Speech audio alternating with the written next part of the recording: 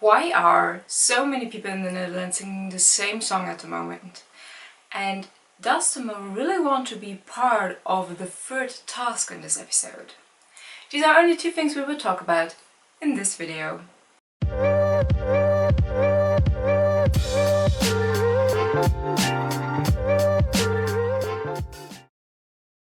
Hi and welcome back to a new Hints and Theories video, this time to episode number 2.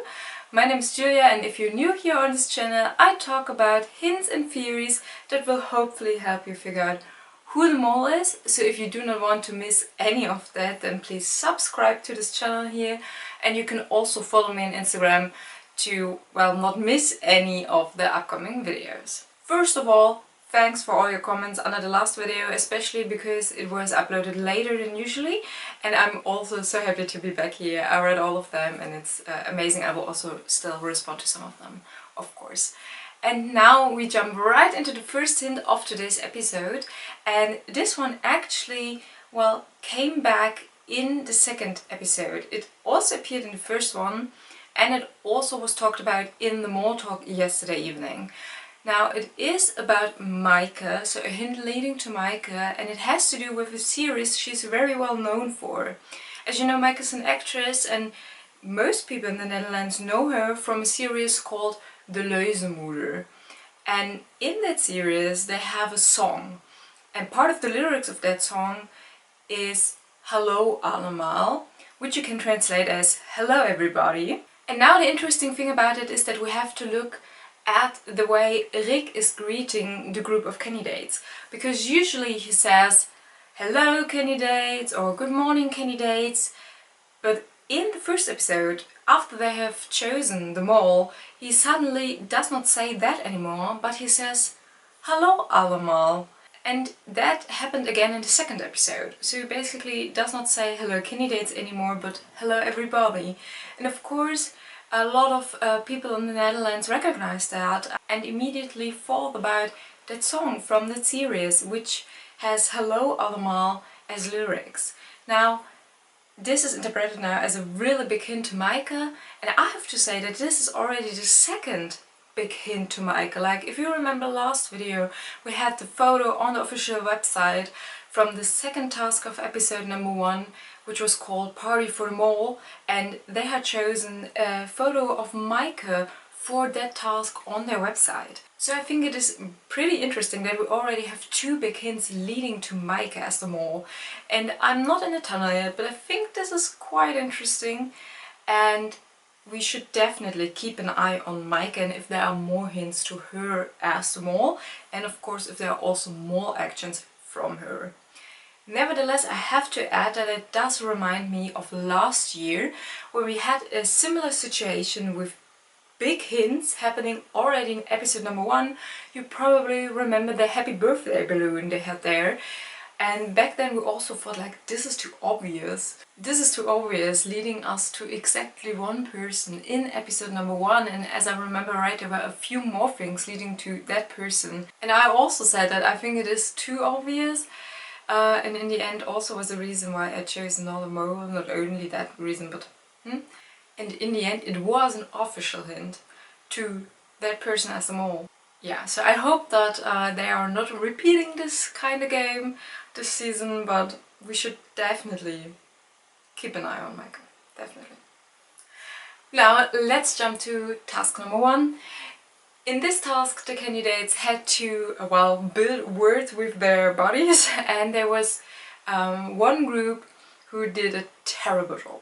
Two groups were pretty good at what they did. Of course, all of them had some struggles in the beginning, but I think that's quite okay and no problem, because they solved their problems. But this third group did not solve any of the problems they had. And in that group were Bridget, Mica and Ray, the boomers group as they were called. And to be honest, everything that could have gone wrong there basically went wrong. What I, for example, think is something they could have solved is that when one of them went to the new position, they kept going around the other candidate and not around the photographer, which the other groups realized at some point, because you are walking through the picture, it's not going to work like that. And this group just kept going on like that, just kept doing that. Then they of course had a lot of failed photos. Also because they did not realize that actually the photographer had to stand still and just turn around and not walk with the others. And yeah, of course that makes Bridget look suspicious especially, but the other two, well, they really didn't do anything great in that task either, so I think it makes all of them three look suspicious. And there's also one more thing about those three, because they did not guess any of the words from the other groups. So there was money earned in the task, but not thanks to Mica, Bridget and Ray. At the end of this task they had the group's photo to gain some extra money. And of course the most obvious modeling here was done by Rose, who had a discussion with a few of the other candidates about whether or not there was an extra H in the word. In the end they, well, solved it correctly and they had the H, but of course Rose was trying to mole here. All in all, I have to say she's, well, modeling a lot and it's always very obvious. At least we get to see it very clearly, which makes me think that she is supposed to look suspicious, but actually gives me candidate vibes and not more vibes. But what do you think about that? And with that we jump to task number 2, this time in the market at night, and we're going to play some FBI stealing kind of game. In this task, of course, it's interesting that we have, so to say, two groups. We have one group in a sort of control room and we have the others actually going in the market hall. In the control room were Ray and Gabrielle, and of course it does absolutely make sense to me that they put Ray in this position. We did not really get to see why they chose Gabrielle. I can imagine that Ray and Gabrielle just get along very well and that maybe Ray said, I want to have Gabrielle with me there. In the end I had the feeling that Ray actually was the leader here and, well, he was the one to communicate. We saw him talking the most. Gabrielle did watch the cameras though, but still I have the feeling that, at least from what we got to see, Ray definitely did most things here. But of course he made a huge mistake by not telling the others that taking one of these, well, things with fingerprints from the mall on it would cost them min money. And that of course is something we can interpret as mole action, because if you do not share such important information, then you are definitely sabotaging the game with that. I do get his idea from not sharing all the details, because there's already so many things the candidates have to watch out for and all of that, but this is crucial information and you need to have that information. Which leads us to Bridget, who was the only one to pick up one of the things with fingerprints on them. And yeah, of course we can interpret it as a mole action from Bridget as well, but I also have to say that I do believe her when she says that there's so much going on in that moment and he just said grab that, and she had a really short look, actually no look at all, at that thing. And I do believe her and understand her that she said if she had known about the minus money she would have taken a closer look, because otherwise she probably thought, okay, if I take that with me now, the worst thing that can happen to me is that it is worth 0 money because of the fingerprints. She did not know the fact that it would mean minus money, and this is crucial to know, and this is why I think it's more of a mole action from Ray than from Bridget. But of course you can also see it as a mole action from both of them, because if Bridget is the mole, she would have known about the minus money, of course. All in all, I like that they tried to solve this assignment really with a strategy, and that Ray really tried to like coordinate everything. I just have the feeling that it took them a lot of time, unfortunately, so that they only ended up with 3 pieces. Another interesting thing in this task is that we did not get to see how all of the 4 candidates for the following task were picked up, or let's better said, got caught by the people walking around there, by the enemies, so to say. I think we did not get to see that from at least Stein and some, and the ones we got to see from Rose and Sophie were also a bit weird. So that's quite interesting. And yeah, of course it could be that one of those 4 is the mole and just got well, let himself got caught very obviously, and this could be something we get to see in the last episode of this season. Which leads us to a very important question. Does the mole want to be in the third task? Because there are two possible options. One option is that yes, the mole wants to be part of the third task because he wants to try to, well, not open those boxes and with that not getting any more money into the pot. But there's also a second option, and that one is that the mole is not supposed to be in the third task because imagine, the mole was just picked 2 days earlier. He needs to have so many more, well, briefings. They do need time to tell the mole all he, well, has to know about the upcoming tasks. And if I remember it correctly from the Belgian season a few years ago, where they also picked the mole in the first episode, they kind of did short briefings, like, these are the upcoming tasks for the following day or 2 days, you have to know this and that, and you should try to do it like this and like that. And then they would meet up again, brief that person again, and so on and so forth.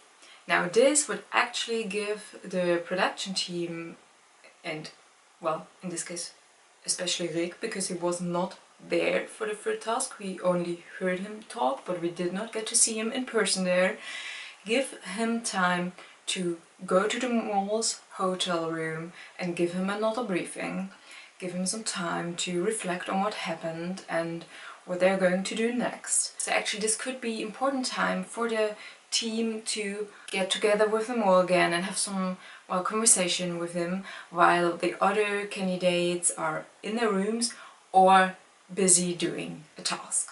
And that's especially because we don't know what the other people did while the 4 of them were doing task number 3. Also, did you recognize that they all were wearing only black clothing in the market hall?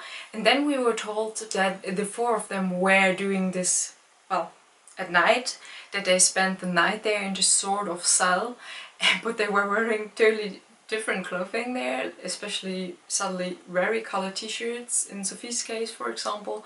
So that lets me doubt a bit if they really filmed it right after the marketplace, or if it wasn't more like they did get some sleep, then went to task number 3 and then did the test, because again, I guess it was a long day. Both days. The day before it happened and the day afterwards. Still, let's also have a quick look at task number 3, and the weirdest thing what happened there was the little fight between Sophie and Sam. Really, have you ever seen someone fighting like that over a Joker?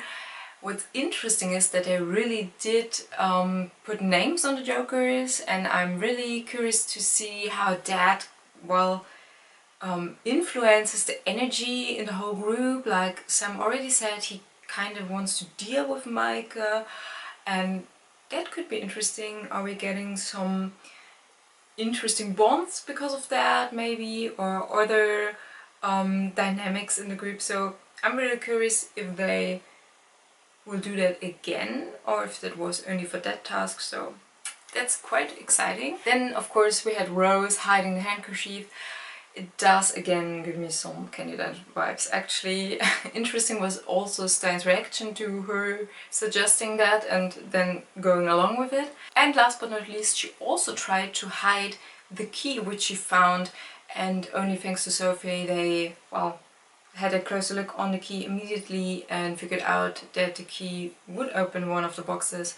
So yeah, I really think she's trying to mole.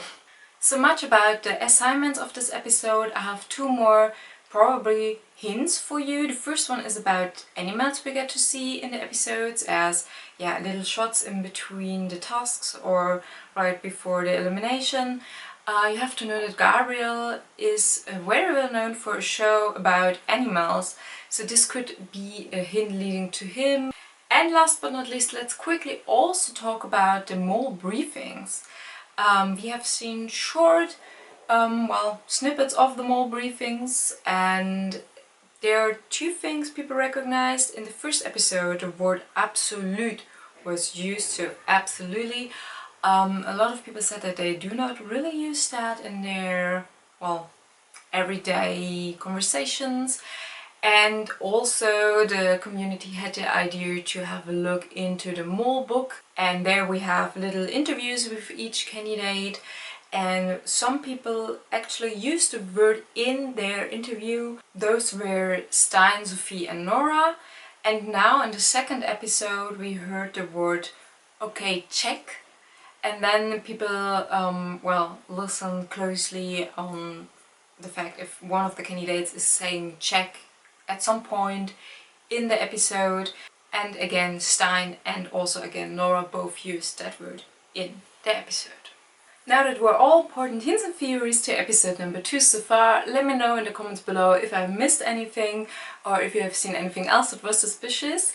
Also tell me what you think about the jokers with the names on them, and if you think if the mole wanted to be part of task number 3 or not. Also please subscribe to this channel here, it really does help me a lot if you do that. And you can of course also follow me on Instagram, where I update you if anything new has been uploaded to this YouTube channel as well. Until then, I wish you a great week and hope to see you all back next week when we will talk about episode number 3. Until then, bye!